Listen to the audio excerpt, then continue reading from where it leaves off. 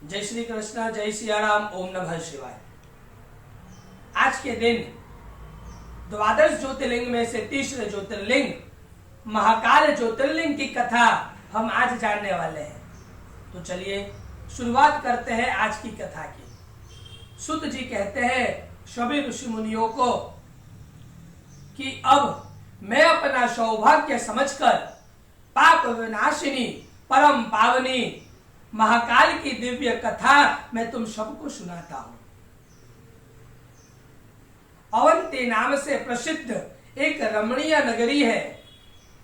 अवंती यानी कि अभी की जो उज्जैन नगरी है उसे सर्वप्रथम अवंती नाम से प्रसिद्ध हो गई थी। उस अवंती नगरी में जो समस्त देहधारियों को मोक्ष प्रदान करने वाली वह भगवान शिव को बहुत ही प्रिय परम पुण्यमय और लोक पावनी वह जगह थी। उस जगह में एक श्रेष्ठ ब्राह्मण रहते थे जो शुभ कर्म परायण, वेदों के स्वाध्याय में संलग्न तथा वैदिक कर्मों के अनुष्ठान में सदा तत्पर, भगवान शिव की पूजा में सदा तत्पर रहने वाले थे।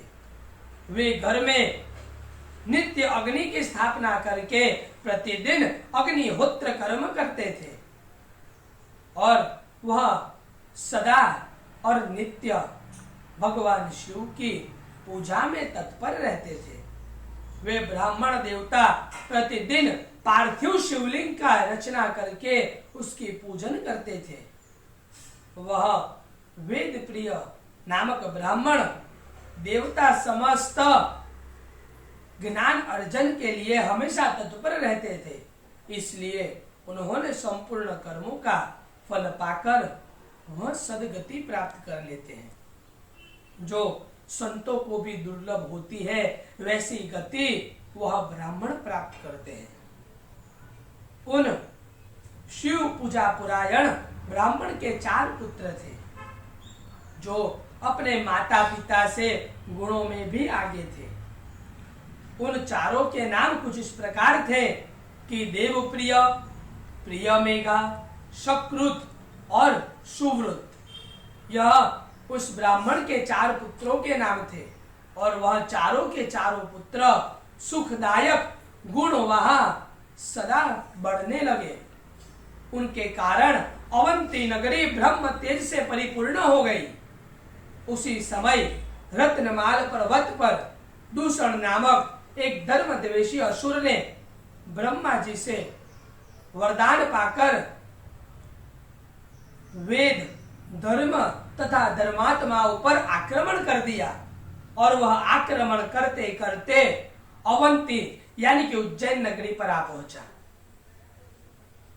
अवंती नगरी में आते ही उस धर्मद्वेषी दूषण ने अपने 4 राक्षसों को अवंती नगरी की चारों दिशाओं से आक्रमण करने के लिए भेजा और जब वह प्रलय अग्नि स्वरूप चारों दानवों के साथ दूषण अपनी संपूर्ण सेना के साथ जब अवंती नगरी में उस ब्राह्मणों के घर पर आ पहुंचा तब वह चारों के चारों ब्राह्मण पुत्र भगवान सदाशिव के ध्यान में लीन थे। सभी ब्राह्मण, नगर के सभी ब्राह्मण वहां पर आ पहुंचे और वह सभी ब्राह्मण डरे हुए थे क्योंकि वहां पर दानवों ने आक्रमण किया था। तब उन सभी ब्राह्मणों को उन 4 ब्राह्मण पुत्रों ने आश्वासन देते हुए कहा कि आप लोग भक्त वत्सल भगवान शंकर पर भरोसा रखें। इतना कहकर वह चारों पुत्र भगवान शिव के ध्यान में संलग्न हो गए और इतना देखकर दूषण वह राक्षस क्रोधी हो उठा और उसने अपनी संपूर्ण सेना से कह डाला कि तुम इनको मार डालो, इनको बांध दो। पर वेद प्रिय के पुत्र उन सभी ब्राह्मणों ने उस दैत्य की एक भी बात को न सुना क्योंकि वह तो भगवान सदाशिव के ध्यान में मग्न थे। और जब उस राक्षस ने उन पर आक्रमण किया तब उस 4 ब्राह्मण पुत्रों ने अपने सामने जो पार्थिव शिवलिंग बनाया था, जिनकी वह पूजा करते थे, उस शिवलिंग में से भयंकर आवाज के साथ एक गड्ढा प्रकट हो गया और वहां से तत्काल विकट रूपधारी भगवान शिव प्रकट हो गए, जो महाकाल नाम से विख्यात हुए। वे दुष्टों के विनाश के लिए तथा सत्पुरुषों के रक्षण के लिए उन्होंने उस दैत्य से कहा कि अरे खल, मैं तुझ जैसे दुष्टों के लिए महाकाल प्रकट हुआ हूं, तुम इन ब्राह्मणों के निकट से दूर हो जाओ। ऐसा कहकर महाकाल शंकर ने सेना सहित दूषण को अपने हुकार मात्र से भस्म कर दिया। आधी सेना तो महाकाल भगवान शिव के हुकार मात्र से भस्म हो गई और आधी तो वहां से भाग खड़ी होती।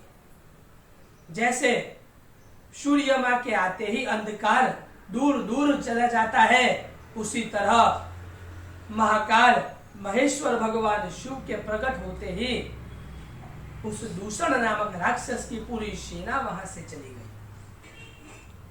तब महाकाल स्वरूप भगवान शिव उन 4 ब्राह्मणों को वरदान मांगने के लिए कहते हैं कि तुम वरदान मांगो, मैं तुम्हारी तपस्या से प्रसन्न हुआ हूं।